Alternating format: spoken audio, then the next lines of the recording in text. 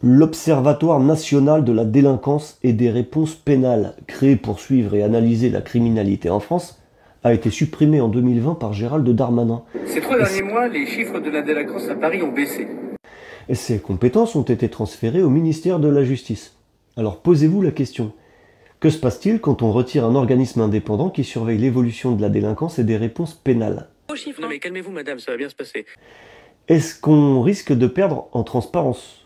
Est-ce que les données seront aussi précises et indépendantes qu'avant? Et surtout, comment s'assurer que l'on peut toujours comparer les chiffres sur plusieurs années, malgré le changement de gouvernement, pour comprendre les vrais enjeux de sécurité et de justice dans notre si beau pays qu'est la France. Alors, on va s'intéresser aux données du ministère depuis 2020.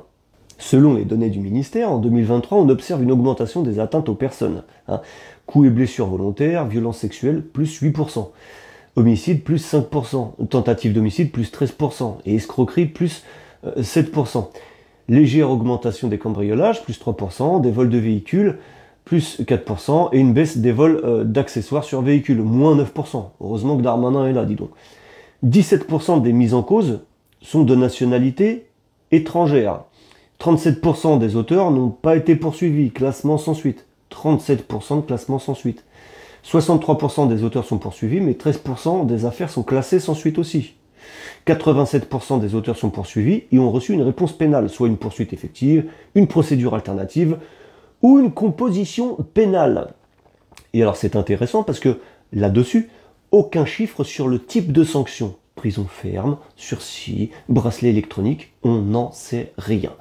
Une baisse globale de 4% des affaires pénales traitées par les tribunaux correctionnels est observée en 2024. Plus de délinquance, plus de criminalité, moins d'affaires devant les tribunaux. La délinquance en France continue de croître en 2023 avec des hausses inquiétantes dans les atteintes aux personnes, les violences sexuelles, les homicides, les coups et blessures volontaires. Tous ces crimes progressent, certains jusqu'à 13% pour les tentatives d'homicide. Mais cette hausse de la criminalité est-elle suivie par une réponse pénale proportionnée? Pour résumer, sur les auteurs traités par la justice en 2024, 37% ne sont tout simplement pas poursuivis. Pourquoi? Défaut d'élucidation ou infraction jugée non poursuivable. Pour les auteurs qui sont poursuivis, plus de 13% d'entre eux échappent aux poursuites pour inopportunité, c'est-à-dire qu'on estime qu'il n'y a pas lieu de les juger. Et même quand les poursuites sont engagées, les tribunaux correctionnels, eux, ralentissent. Alors, comment interpréter ces chiffres? D'un côté, une délinquance qui ne cesse d'augmenter et de progresser. De l'autre, un système judiciaire qui ne semble pas suivre le même rythme du tout. Est-ce que notre système pénal est à la hauteur pour répondre à cette hausse inquiétante des infractions? À vous de me le dire en commentaire. A-t-on perdu un outil crucial dans la lutte contre la délinquance et pour la justice en supprimant l'Observatoire de la délinquance et des sanctions pénales? Pareil, dites-le moi en commentaire et n'hésitez pas à vous abonner en appuyant sur le petit plus bleu ici. À bon entendeur.